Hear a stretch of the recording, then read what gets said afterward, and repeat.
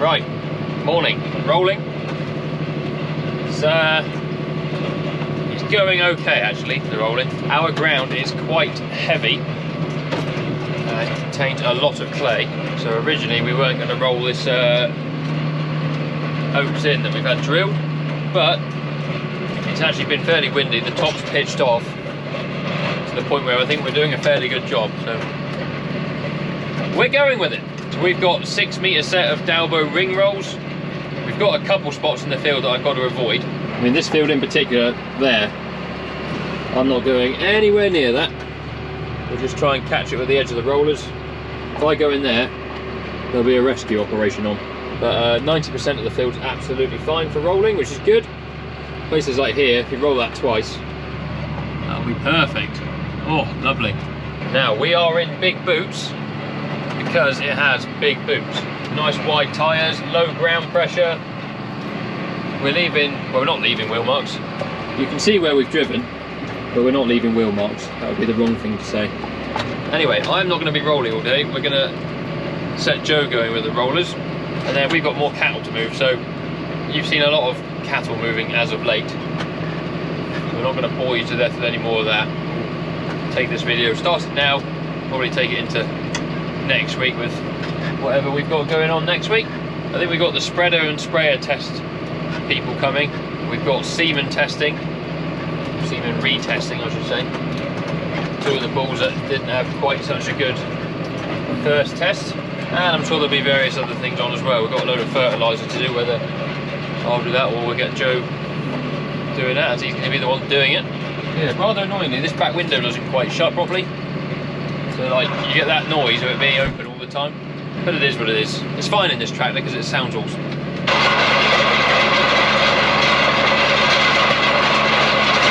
I think it's doing a pretty good job. Now you might be wondering, why do you roll? Well, there's several reasons why you roll. I think a lot of people roll for the wrong reasons. They do it because it's aesthetically pleasing and it looks nice once you've done it. It's absolutely not the right reason to do it. But in terms of an arable crop, level field for spraying, so better spray contact when you go spraying. We're not actually going to pre-emerge these oats, but that would be one reason. 2, to bury stones and rocks and anything that the drill or plough or whatever might have brought up for the benefit of the combine, another reason. And then 3rd is seed to soil contact, so to get good germination from the seeds that we have drilled, we needed to have good soil contact. And this is actually drilled fine. It would have been absolutely fine had we not rolled it, I think. But if you've got some ground where it's a bit cloddy or something like that, it's not breaking down nice, it's a bit cheesy, then what you can get is a seed sat in like an air pocket, and if they're not connected to a bit of soil at all, or they're not connected to soil very well, then you can get very poor germination. So that's why we do it. There's a lot of people that love rolling, there's a lot of people that are dead against rolling. I think it's very situation specific, and you know, I'm sure if you go rolling in the wrong conditions you can do more damage than good. Get it rolled nice and level like we are here, that's not a bad thing, I don't think. Anyway, I've just finished. You can see I might have overlapped the margin a bit with the glyphosate. It's alright, the sprayer driver's leaving, he won't do that again.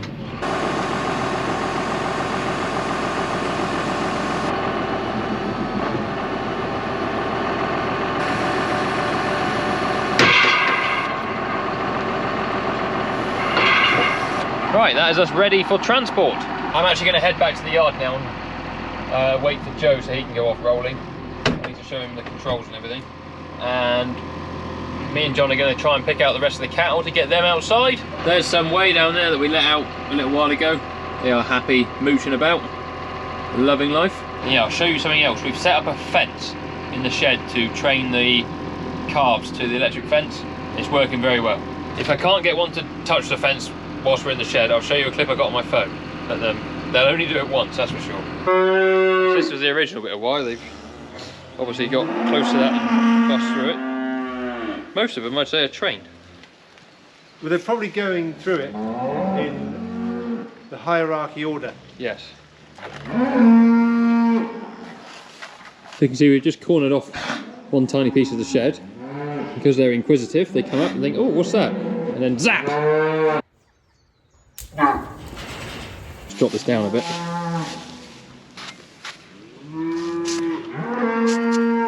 A patch, you ready to go? Anyway, we've got all the cows in their various groups they're going to go out into now. So that's now turned on. So now we just need a volunteer.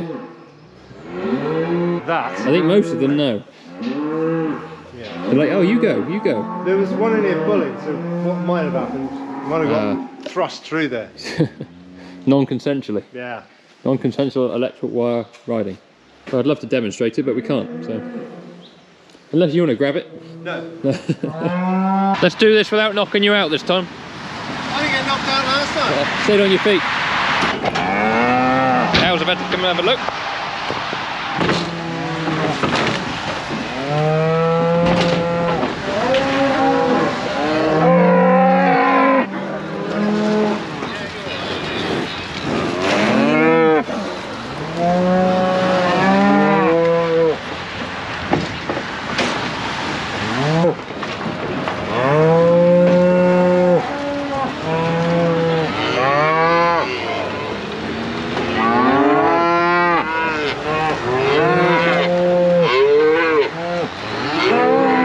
There you are, there's another 20 animals out. That probably wants a wash at some point. This gate's broken, look. Foot's come off. So the cleaning solution. No, it did absolutely. Now I am well aware that I said I wouldn't show you any more of us taking out cattle. But I thought I got to film it here because this is where John got hit in the head.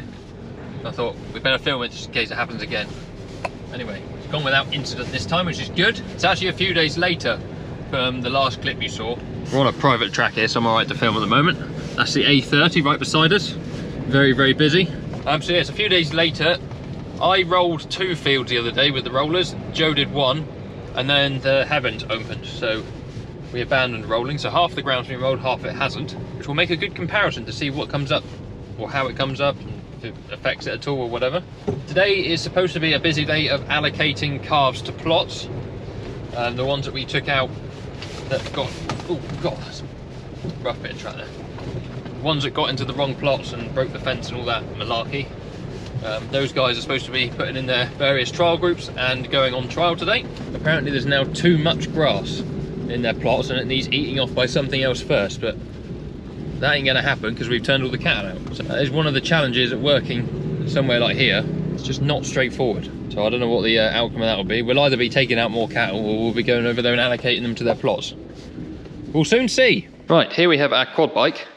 Now yesterday, we had all the sprayers, fertilizer spinners, slug pelleters, everything like that tested. So we always double them up on the bike so it's easier. You haven't got to take one off to put the other one on. It's a bit of a job with the fert spreaders because you've got to put one on, test it, empty it, wash it, take it off, put the next one on, do the same, then put the sprayer on. It takes a minute. Anyway, everything passed. We got one bit on the sprayer we need to fix, which I've ordered a part from Mason's Kings. Ordered it yesterday. It'll arrive in the country today from Germany. It'll be with me tomorrow, so that's pretty good service, I'd say. Anyway, I'm gonna go and take all this malarkey off a minute before coffee. Probably not supposed to wear a backpack when you ride a quad bike with a sprayer on behind you. I should be wearing a helmet. I am going all of 30 yards at 10 kilometers an hour. I'm not going on the road, I'm not going fast. Literally going here. So yeah, the sprayer, I'll just show you quickly. The bit we need to fix, or the bit I've ordered, is a seal for a little diaphragm that bolts on where my fist is here. It's like a diaphragm, a spring, a bolt, like a plunger with a seal on it, and the seal's just knackered, so that's gived up. Fert bags here I need to tidy up, although I want to take some of those back my place to use as bin liners. This is a temperature controlled store, so that's where we keep the sprayer and the slug pelleter. Oh no. Give out all this water. Nice one, Jeff. Man, Jeff. I don't know if you... Oh, ooh, hello. Whoa, I'm plugged in. That's how people break it. Yeah. I don't know whether this will provoke a reaction to how you roll up a strap properly. Because this is the only way to roll up a strap. It's all the old janners that wrap it around the hook. So, oh, you need to wait at the hook to get it over your load. And you clout your mate who's waiting Clout on the your other mate. side. Yeah. Now I have to walk round twice, get it unhooked, let it fall off again. Right, let's try and put this back and somehow neat. At least we know how this works for next time. Well, say we. Me. At least you know how this works for next time. Righto, so back in the shed, we've just loaded up another 8 that John's going to take over to the other farm at Rowden where they're doing the allocation. He's going to then stay and help those. I'm going to shuttle these back, scrape them out, bed them up and feed what's in here quickly. And then I'll take the truck over and help them, and if we're not done before lunch we can all come back in the truck. So then what's left in here, pen of cows and calves there. The calves have got horns, they need dehorning. Pen of cow cows, they're going at some point. These ones are to a certain bull, and then there's another pen below to another bull. So they're all lotted up with a bit of thinking behind where they need to go. Just need to actually get to either doing the horns, doing the bad feet, or taking the rest out. Anyway, we'll get it cleaned up for them so they've got nice clean passageways, put a load of new straw in, job will be good. One of us had a whoopsie. I can't be perfect all the time. I didn't say it was you. I wasn't going to mention it was you either. It's been welded before, isn't it? Yeah. That's why it's painted, same as that side. What are they looking like new? Other ones don't have them. The Teagles don't have a bar there at all. They just have a door. What keeps the bear then when it's... I think the door's longer and you have it tipped up to start with. Yeah, ours we need it, don't we? Because I think it bent before when we tried loading bales with it. yes. Like... We thought we were some boys, but we're not. So right until we were. Yes. Cover your eyes. Just waiting here in case any sparks decide to catch fire to the straw that was in the chopper. You love a bit of soft welding. Is it you have the ankles of a tradesman? Tradesman. Jan Mulby, if anyone else. It's all ready for me to rip off again. Well, that's like it how it come out of the factory, I'd imagine. Oh yeah. Genuine repair. I pull them out front. Let's pull it out in the rain so it can't catch fire. Now the key's in my pocket and I can't be asked to get it out, so we're using this. Right, we're over at Rowden. Me and John missed out on all the weighing and allocating. John's got the stock box over here because we're going to take those 2 Anguses back home because they're not actually supposed to be here, along with Yik Yak, the bull that's going out with the heifers. Might even put Yik Yak out today because once we got them in the box we might as well just take them to the field. Anyway, see if these guys want to come out.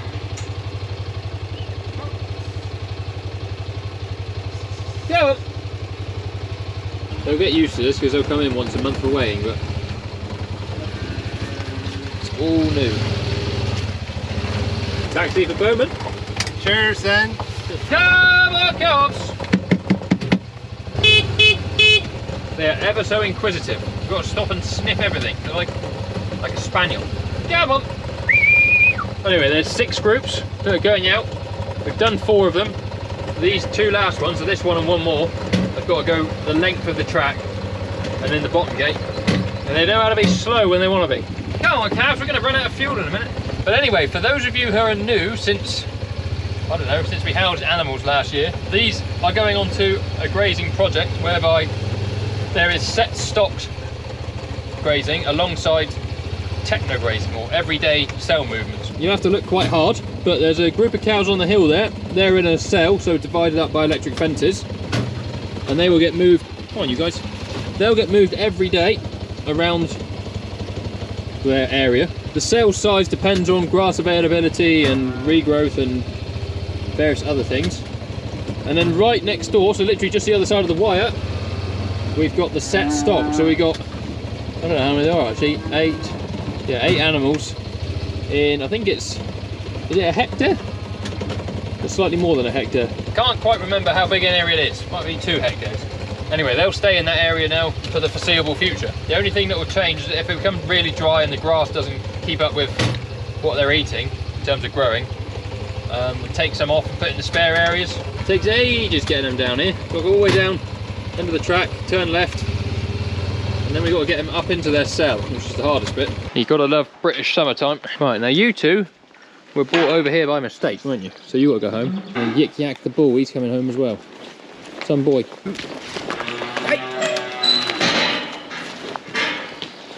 Come on, if you play your cards right, you'll see some ladies this afternoon. Very, very quiet, aren't you?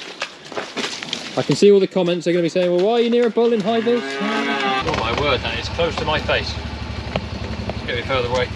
Right, I thought I'd turn the camera on for loading up those 2 calves and the bull, but I didn't. It's amazing how bulls just know they're getting on the box, they're going somewhere good. John's got the bull and the 2 calves in the box, he's heading home. I'm going to sneak round and meet him. We're going to drop the calves off in the cow shed with the other calves, pick up, I think there's 4 cows and 4 calves that can go out, and we're going to take those, and then we're also going to drop the bull with the heifers whilst he's in the box. Save unloading him and then reloading him. After today I've only got 8 working days left at North Wyke. Sadly next week John's on holiday, so 5 of them will be without John. Rubbish, isn't it? What does a fox say? Joe is out here somewhere, I can tell you, on these plots spreading fertiliser. Can't see him, but he's either there somewhere or between here and home, either filling up or going home. Say that again? You don't need me to come with the box, is what I was getting at. No. Oh, Come on, okay. oh! Trotting.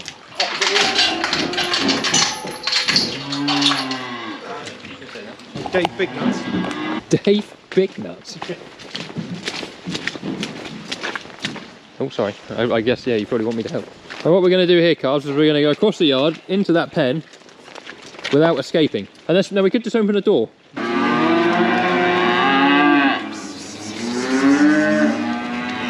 That was a well-engineered surprise attack. This cow doesn't have a calf, so she's going with the bull. There was going to be a load of heifers that I was going to take up. Yes. But on further veterinary advice, said no, kill them. They got, well, they tested positive for Neospora. What do you call it? I call it Neospora, but you... Neospora? Neospora. Neospora? Neospora. Is that like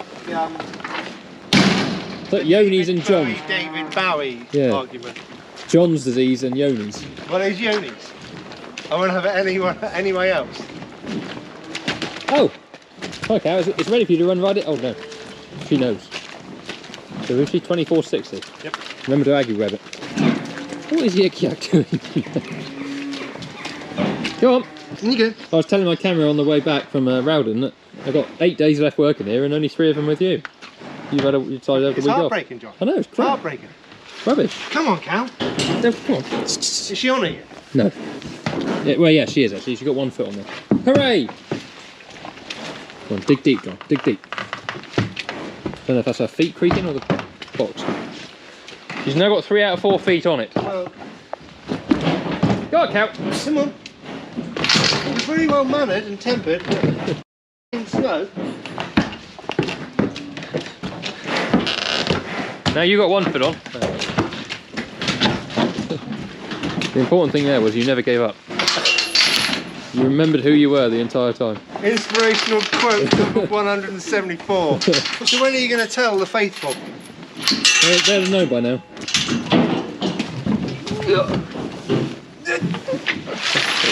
The weight of all that water somebody put on it. No, I reckon if you won the lottery, I'd still got to work. you'd probably work even harder. Oh yeah. Buy a farm. I'd buy a farm and then I'd have to actually work on it, yeah. Right, I'll probably see you in the morning. Shout. Good night. Right, John's taken those couple of cows, or 1 cow and a bull, up to some of the off ground. We're going to try and get some spraying done tomorrow, like I said earlier. I'm just hunting for my backpack, so I'm a bit worried I've put it somewhere. I've forgotten where it is. I thought it was in this truck, but it's not. Oh. Take it back, it is. That's me off home for the night. John will be back in a minute. So I'm not leaving him stranded for too long on his own. Yes, only 4 more days working with Bowman.